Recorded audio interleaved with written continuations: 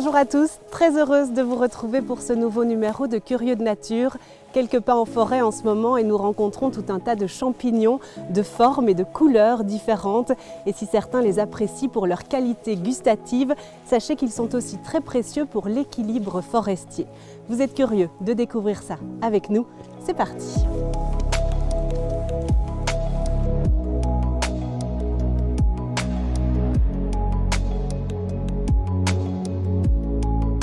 Bonjour Olivier Matteau. Bonjour Julie. Chaque automne, vous emmenez les promeneurs à la découverte des champignons. Qu'est-ce que c'est ce champignon que vous tenez dans votre main? C'est un lactaire, on le reconnaît quand on casse les lames. Il y a un lait orange dans ce cas-ci qui s'échappe. Orange, ça veut dire que quand on le déguste, il y a quelque chose de particulier? Alors il y a des champignons qui peuvent justement provoquer certaines réactions. Quand on va uriner, on urine rouge, mais il n'y a aucun danger, c'est juste une coloration bien sûr. Mais les gens sont très surpris quand ils consomment ce champignon-là. Et une fois à la maison, ils se posent des questions. J'aimerais d'abord moi comprendre ce que c'est un champignon. Comment est-il composé? Alors l'essentiel du champignon, il faut bien imaginer qu'il se trouve ici sous le sol, donc c'est le mycélium. On voit ici une belle ligne de mycélium de ce champignon. Et ce que je tiens en main, c'est la fructification du champignon. Pour celui-ci, c'est époque-ci, tandis que d'autres champignons se reproduisent au mois d'avril, au mois de juillet, parfois même au mois de novembre, ça dépend un peu de l'espèce. En fonction de l'espèce, alors il faut des conditions très spécifiques pour que le fruit sorte de terre. Alors. Voilà, donc le champignon, entre guillemets, décide de se reproduire et il y a des circonstances pour chaque espèce qui font qu'il se reproduit telle année et pas une autre année. Au niveau de sa reproduction, ça marche grâce aux spores qui sont relâchés par le chapeau du champignon, c'est ça? Voilà, la partie fructifère du chapeau laisse échapper une sporée. Ici, ce sont des lames, donc la sporée quitte les lames, se répand sur le sol. Il y a un premier mycélium qui se développe. Un peu plus tard, le mycélium secondaire se développe aussi.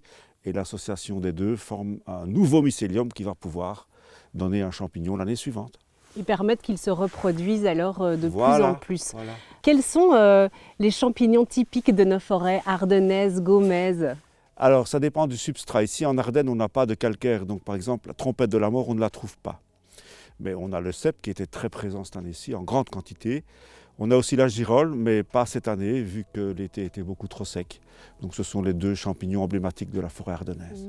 Au niveau des comestibles, on a aussi des champignons non comestibles qui sont aussi emblématiques de nos forêts. Je pense par exemple à la manite tumouche qu'on reconnaît très bien parce qu'il est rouge avec son petit chapeau comme dans les dessins animés. Tout à fait. Alors, c'est aussi facile de trouver des cèpes quand on trouve des amanites tumouches parce que l'un et l'autre poussent au même endroit au même moment. Donc si vous voyez des amanites tumouches, il y a peut-être des cèpes.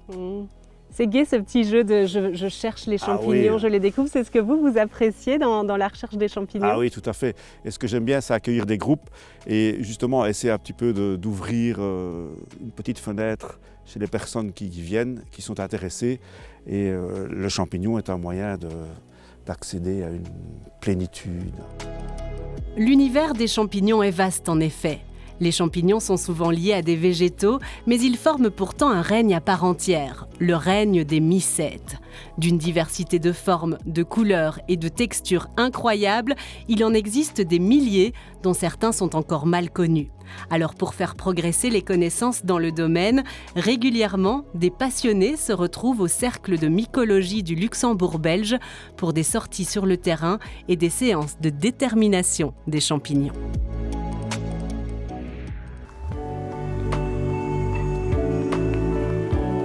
Il n'a pas fallu 2 minutes et plus d'une dizaine de mètres à Jean-Marie Pirlot, secrétaire de Mycolux, pour apercevoir, en entrant dans le bois qui borde le lac de Neufchâteau, les premiers champignons. Et pour nous les identifier instantanément, des paxilles enroulées qui vivent ici en symbiose avec un saule. Mais attention. Il était longtemps considéré comme un champignon comestible. Certains l'appelaient même la chanterelle brune. Or, un peu après la guerre, on a eu beaucoup d'accidents et même des accidents mortels en Pologne, entre autres, où ce champignon était abondamment consommé. Et les décès ont finalement pu être attribués aux champignons, mais c'était très difficile à découvrir parce que c'est un champignon qui détruit petit à petit les reins. L'insuffisance rénale pouvait ne se déclarer qu'1 à 3 ans après l'ingestion. Juste à côté de ces paxilles, un jeune érable présente des taches noires sur toutes ses feuilles. Voilà qui intéresse immédiatement notre guide. Si on observe bien autour de soi, il y a des champignons partout en fait. Évidemment pas des gros cèpes de Bordeaux, mais des petites espèces ou des espèces microscopiques, des espèces minuscules. Ce champignon-ci qui fait des taches est un parasite. Donc lui, il se nourrit de la matière vivante et il affaiblit l'arbre. Tandis que celui que nous avons vu il y a 2 minutes fortifie l'arbre. À écouter Jean-Marie Pirlot, qui s'est spécialisé dans les champignons xylophages, c'est-à-dire ceux qui mangent du bois, on comprend vite qu'on se trouve dans un monde immense et encore mal connu. Les champignons forment d'ailleurs un règne à part entière, à côté d'autres comme les végétaux ou les animaux. Pour progresser dans les connaissances, l'idéal est de faire partie d'un club, comme Mycolux. Ses membres se retrouvent à Petit-Voire, un jeudi par mois, et 2 en pleine saison. Et chacun amène sa récolte qu'il présente aux autres membres. On pourrait croire qu'entre spécialistes, les avis sont unanimes. C'est son odeur qui est la signature du nébuleux. Mais ça faisait du bien d'en revoir, parce que... Oui, oui. Donc, il faut bien le sentir, mais vous allez voir tout de suite. Je vous signale que, contrairement à ce que beaucoup de gens disent, le clitocide nébuleux est un bon comestible. Bon, ici je dois préciser, Jean-Marie, que ça dépend de l'endroit où il a été récolté et cueilli. Sur calcaire, il est bon. Oui. Mais en Ardennes, pas. Non, d'accord avec toi. Ah non, hein. Non, vous avez été témoin de ce que nous discutons beaucoup. C'est-à-dire qu'on arrive quand même à un consensus, parce que c'est un monde difficile. La botanique, l'ornithologie, etc., c'est beaucoup plus facile. Les champignons, c'est très très varié. En plus, il y en a beaucoup plus que des oiseaux, des plantes, des fleurs, et ça. Et les conditions atmosphériques ou les endroits où ils poussent modifient fortement leur aspect. Flavie Volvata. Volvata, non. Le sel de Bordeaux, royal, et vous savez à quoi on le reconnaît, hein? Sa signature, c'est le fin liseré blanc. Parfois, c'est même le microscope qui permettra de trancher. Toutes ces déterminations sont photographiées, soigneusement encodées et transmises au Jardin botanique de Meyze. Elles servent notamment à se faire une représentation de la qualité de la biodiversité. Car la vie est intimement liée aux champignons. Et vraiment, ils sont partout.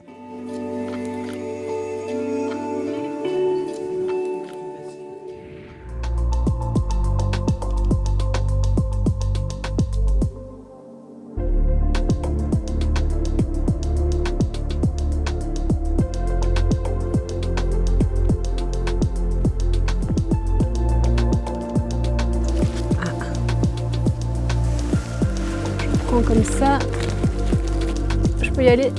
Oui. Voilà, ça c'est un beau spécimen. On voit le réseau ici comme des...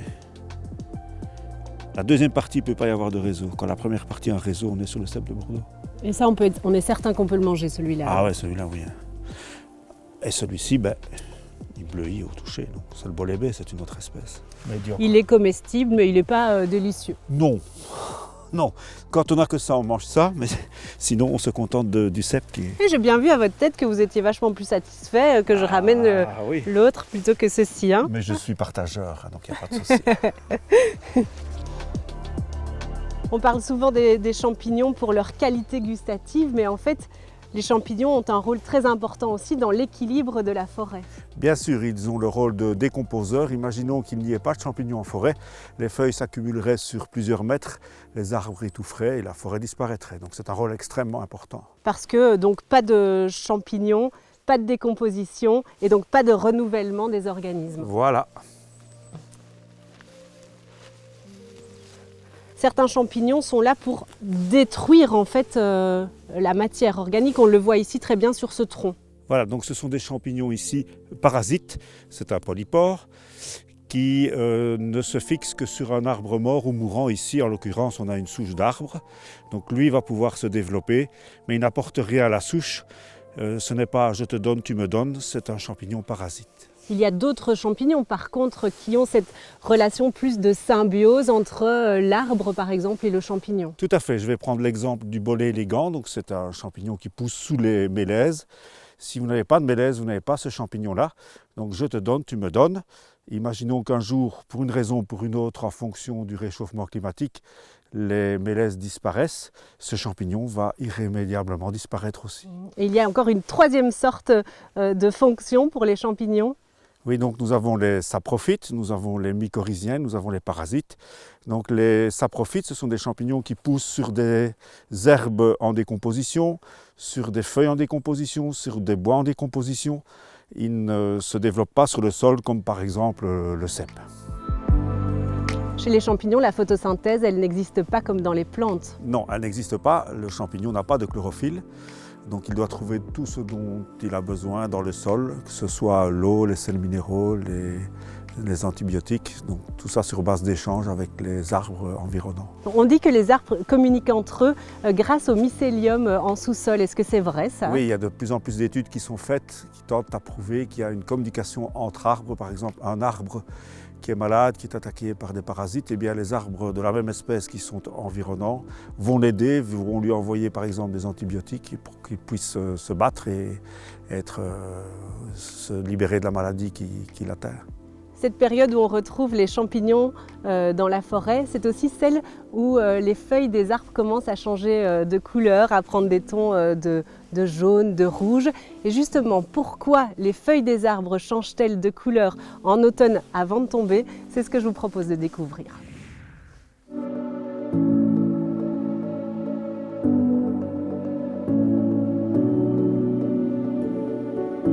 Si vous avez une peinture, si elle est monochrome, on a vite fait le tour.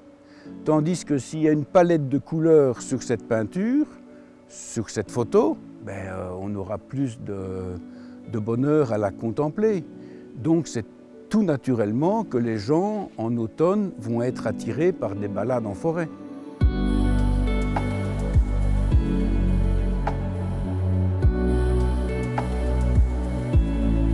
C'est un phénomène naturel. Dès l'instant où les journées décroissent, automatiquement la photosynthèse qui nourrit l'arbre et par lequel les feuilles vont chercher l'énergie du soleil, ça diminue fortement. Donc les feuilles tombent parce qu'elles n'ont plus suffisamment la possibilité de produire de l'énergie. Il y a des essences qui commencent beaucoup plus tôt que d'autres. Le peuplier, par exemple, commence déjà à changer de couleur à partir de la mi-août. Maintenant, tout dépend aussi de la saison, s'il fait sec, s'il pleut, s'il y a de l'orage. Et ça dépend aussi beaucoup du gel. On se rend compte au fil des ans que le gel est de plus en plus tardif, donc les feuilles ont tendance à rester plus longtemps qu'anciennement. Quand on regarde le sol, ici on voit déjà plusieurs espèces, puisqu'il y a du chêne d'Amérique, il y a du hêtre. Si on trufouille un peu, on va certainement trouver du charme et d'autres. Et donc elles ont toutes des couleurs différentes. Donc c'est ça aussi la palette des couleurs des feuilles d'automne qui est très chouette. On va avoir de l'érable plane qui est jaune vif, on va avoir du chêne d'Amérique qui est rouge, pourpre. On a les feuilles de charme et de hêtre qui elles restent plus longtemps, en tout cas sur les petits, elles restent beaucoup plus longtemps. Parfois elles passent tout l'hiver attachées à l'arbre et elles tombent seulement quand les nouvelles arrivent. Et donc c'est tout le temps différent. Le tapis de feuilles, c'est de l'humus en devenir. Donc c'est organique et ça va permettre dans quelques années à ce que des arbres puissent puiser de la matière organique dans le sol, tout simplement. Donc c'est le cycle. La forêt est en train de trouver son habit d'hiver. Et ça me fait penser, ça arrive comme ça, c'est comment Cécile Boly, ça vous dit, oui. Comment est-ce qu'elle dit? L'hiver, c'est la saison où les arbres sont en bois. Donc c'est révélateur, du houppier, des branches, on peut appeler ça les bras, les mains, les doigts, etc. Donc c'est très joli aussi. Chaque saison a son charme. C'est du bonheur, quoi. On a cette chance dans notre région tempérée d'être encore en communication, en communion avec le cycle des saisons. On voit au fil des années, avec le réchauffement climatique, qu'elles ont tendance à tomber de plus en plus tard. Et on a une météo qui est tout à fait chamboulée, on va dire. On a des printemps qui sont trop secs, on a des étés qui sont parfois torrides ou pas, on a des hivers très mouillés. C'est pas évident, puis ça varie tout le temps, donc la nature a un peu de mal. Ce changement est un peu violent, donc elle n'a pas encore eu le temps de s'adapter. Car ça, les feuilles qu'il y a encore sous le chêne, il n'a pratiquement pas bougé. Il est comme en été. Hein. Mais c'est beau, une tache verte au milieu des taches jaunes. Vraiment dans le domaine des dieux. Quel bonheur! Ouh. Et t'as vu l'autre à côté, il est tout brun, par contre. Alors pourquoi celui-là tout vert et pourquoi l'autre tout brun? Peut-être que demain, les arbres auront des feuilles en permanence. Bon, quand on est dans les forêts tropicales, les feuilles sont là tout le temps. Ce n'est pas le cas chez nous, parce qu'il y a le cycle des saisons. Mais qu'est-ce qu'on sait dire ce que demain nous réserve? Wait and see.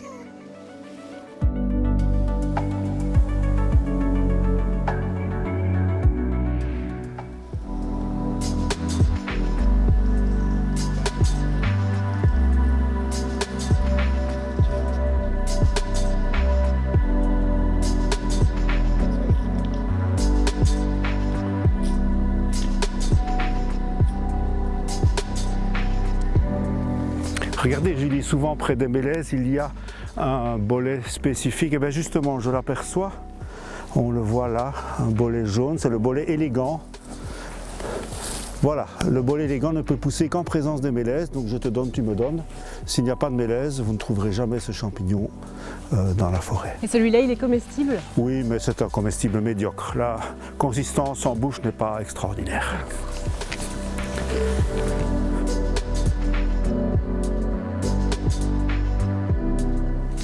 Olivier, il y a des règles, hein, si on part en forêt pour cueillir des champignons, il y a des règles à respecter. Bien sûr, la région wallonne propose de cueillir un maximum d'un seau de 10 litres de champignons par jour et par personne. Et chaque commune a son propre règlement. Alors une fois qu'on est prêt pour aller cueillir les champignons, comment est-ce qu'on s'y prend? Voilà, donc de préférence, il ne faut évidemment pas cueillir tous les exemplaires, d'en prendre quelques-uns. Ça permet qu'ils se reproduisent après, de laisser des anciens spécimens et des plus jeunes alors. Que le mycélium soit toujours présent. Oui, j'en prends un par ici. Donc ici, j'observe que vous prenez surtout le chapeau pour cette sorte de champignon. C'est ça, comme ceci. Oui. Voilà. C'est quoi cette sorte de champignon? Alors c'est le coprin chevelu, c'est un excellent comestible. Il a un petit désavantage, c'est qu'entre la cueillette et la cuisson, 1 heure maximum, c'est un champignon qui devient vite déliquescent, donc il devient vite toxique et il ne faut pas tarder avant de le cuire. Je vois que vous avez utilisé un panier en osier, ça c'est un élément aussi important. Voilà, il faut absolument que le champignon puisse respirer, jamais de plastique, sinon des micro-organismes vont faire que le champignon va tout de suite devenir toxique, va pourrir et ne sera plus intéressant. Les champignons se reconnaissent aussi grâce aux 5 sens. Quand on hésite, c'est important. Voilà, le premier sens c'est la vue. Par exemple, la manite tumouche, le beau champignon rouge, fatalement c'est la couleur qui nous indique de quoi il s'agit. Alors il y a aussi les champignons qui se reconnaissent à l'odorat. Le clitocybe anisé, qui sent vraiment l'anis. Certains champignons se reconnaissent aussi au toucher. Et justement, Julie en voilà un. C'est la veste de loup perlée qu'on reconnaît. On sent un peu de relief par rapport à d'autres champignons. Alors certains champignons, c'est aussi le sens de l'ouïe. Donc la famille des russules et la famille des lactaires, quand on casse le pied, ça vraiment donne l'impression de casser une craie comme si on se trouvait dans une classe d'école. Et puis forcément il reste le goût. Et alors le goût, certains champignons goûtent le poivre, le bolet poivré porte le nom du goût qu'il donne quand on le met en bouche. Et ici, on a aussi un spécimen, un cèpe de Bordeaux, oui, voilà. Vous confirmez. Tout à fait. Qu'on cueille de quelle manière dans ce cas-ci? Voilà, donc le champignon, on le prend bien à la base. Et voilà, on l'enlève. Et on prend bien soin, en tout cas, de recouvrir de feuilles et un petit peu de terre. Comme ça, le mycélium ne risque pas d'être atteint par des micro-organismes qui pourraient le détruire. Je vous propose à présent de rejoindre Stéphane Delogne pour sa chronique. Il nous présente tous les avantages à planter des haies dans son jardin.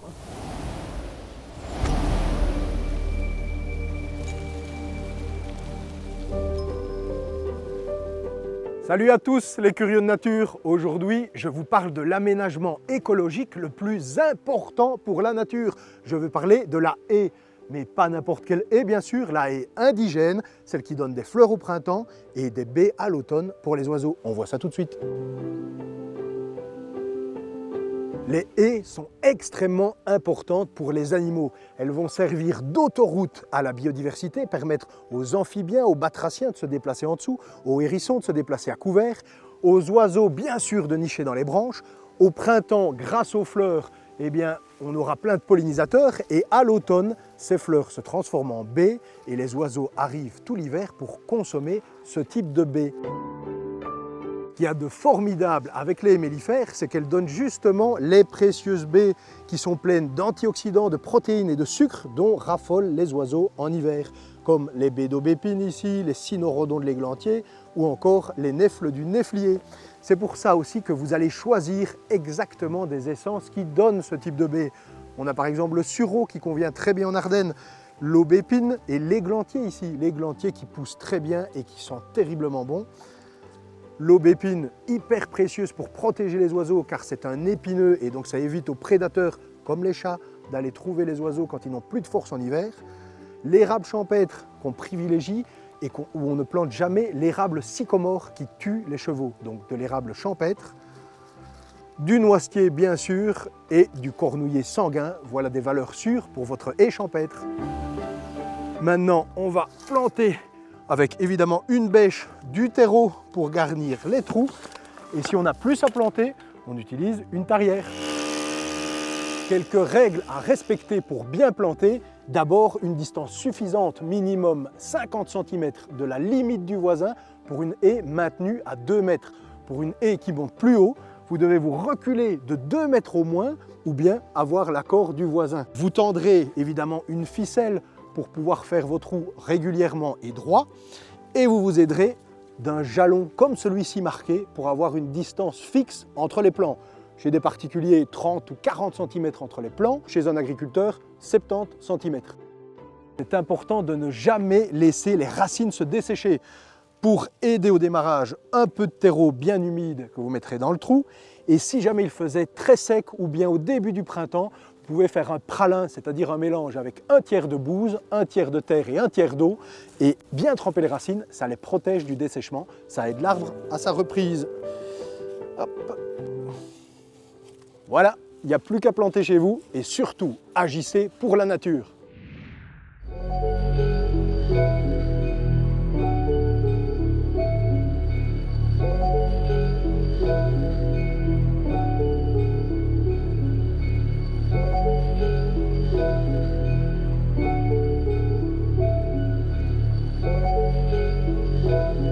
Alors ici, Olivier, vous nous avez disposé volontairement quelques champignons. Celui-ci, par exemple, il ressemble, on dirait une girole qu'on a l'habitude de consommer. Voilà, c'est la confusion la plus courante actuellement. Beaucoup de personnes disent « j'ai un panier de girolles ». En fait, c'est la fausse girole que certaines personnes consomment sans problème, mais beaucoup de personnes peuvent avoir des troubles gastriques quand même assez sérieux avec ce champignon, d'où la confusion. Donc ce n'est pas une girole, c'est une fausse girole. Ça veut dire qu'en fait, en fonction de son organisme, on va réagir différemment à la toxicité d'un champignon? Voilà, les personnes réagissent différemment. On est parfois allergique à un champignon et notre voisin ne l'est pas et le consomme sans problème. Alors la manite tue mouche, on le sait bien, en plus il a cette couleur rouge qui est assez répulsive, donc on n'a pas du tout envie de le consommer lui. Voilà, donc c'est un beau champignon, mais encore une fois, beau n'est pas synonyme de bon et ce n'est certainement pas un critère pour pouvoir déguster un champignon. Donc c'est un champignon très toxique. Hallucinogène lui aussi. Hallucinogène, oui. Alors ici on a 3 champignons identiques. Voilà, à première vue ils sont identiques, donc si je les prends, ce sont 3 champignons de couleur violette, oui. En fait, nous avons ici un champignon comestible, c'est le Laccaire améthyste. Et ici, nous avons un champignon qui est légèrement toxique, c'est le cortinaire violet. Donc la couleur n'est pas le critère. Et beaucoup de personnes le confondent aussi. Ah, j'ai trouvé des pieds bleus, le pied bleu va bientôt arriver dans la saison. Et ça n'a rien à voir, c'est un champignon qui n'a rien à voir avec le pied bleu. Donc il faut se méfier. Alors ceux-ci, moi je trouve qu'ils ont l'air hyper appétissants, mais ceux-là non plus, on ne les consomme pas. Voilà, alors on les consomme quand ils sont petits comme ceci. Et il faut bien le cuire minimum 3/4 d'heure. Si vous ne les cuisez pas cette durée-là, ou si vous prenez des champignons plus âgés, là vous aurez des troubles gastro-intestinaux graves avec nécessité d'hospitalisation dans certains cas. Donc là c'est vraiment la cuisson qui est importante. Déterminante, voilà, c'est l'armillaire couleur de miel. Donc à se méfier, vraiment, vraiment, c'est la cuisson le critère. Et celui-ci? Alors ce champignon-ci pousse généralement sous les bouleaux, donc c'est le paxille enroulé. Cru, il est mortel. Bien cuit, il peut être un excellent comestible. Encore une fois, la durée de cuisson, c'est un minimum de 3/4 d'heure.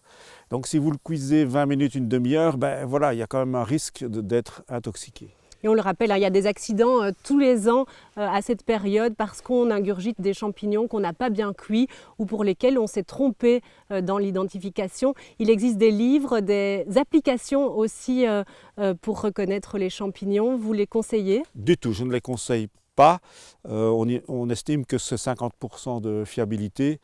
Et il y a eu des drames récemment, des personnes qui entrent en forêt sans être accompagnées d'un guide, se fiant uniquement à une application et voilà, on en arrive à des catastrophes. Donc on l'a compris, certains champignons se ressemblent, ça ne veut pas dire que ce sont exactement les mêmes et donc il faut être très vigilant avant de les consommer, en reconnaître, souvent on donne le conseil qu'il faut en connaître un ou deux, se limiter à ceux-là et pas vouloir trop expérimenter. Voilà, chaque année, si vous en tenez à 5 champignons différents, que vous les maîtrisez bien, c'est très bien. Donc ça reste dangereux et dans ces cas-là, on ne les consomme qu'une fois alors. Ah oui, une fois.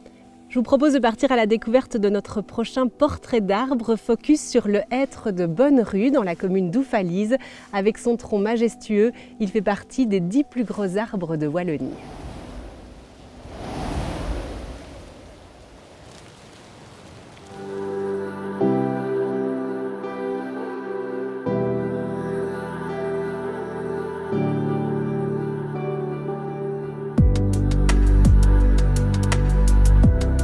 Je suis un géant sans âge, mais j'ai au moins 400 ans. J'ai pris racine au sud de Bonnerue, sur la commune de Oufalise. On m'appelle l'Ibéniès, ou le hêtre béni. Avec plus de 8 mètres de circonférence, je suis absolument unique, même si je suis un hêtre commun. La même espèce que les hêtres bien droits de 40 mètres de haut que l'on retrouve dans les hêtrées cathédrales, comme celle de la forêt de Soignes à Bruxelles par exemple. Moi, je n'ai pas voulu monter si haut. J'ai un peu le vertige. C'est l'âge peut-être. Alors 25 mètres me suffisent amplement pour aller capter toute la lumière dont j'ai besoin. Comme tous les hêtres, j'aime l'eau et les sols très humides car je bois énormément. Alors si les sécheresses se répètent et que le temps se réchauffe, je vais avoir du mal à survivre. On pourrait me croire tout droit sorti de la préhistoire, avec mon tronc semblable à une patte d'éléphant ou de mammouth. Je regorge de mystères. Mon tronc creux pourrait vous raconter bien des histoires, de très belles histoires.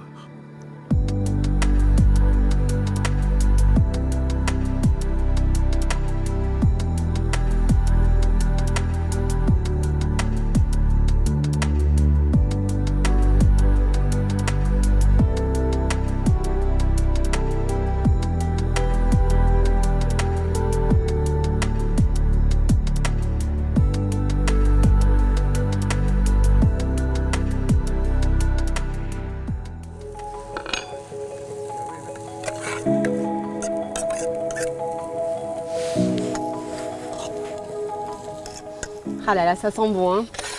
On n'a pas résisté à se cuisiner quand même une petite fricassée de champignons. Merci Olivier, merci aussi à Xavier Lenel, Dominique Roger et Corentin Plateau qui m'accompagnent tout au long de cette émission. Et puis bon appétit, à bientôt. Merci. Délicieux.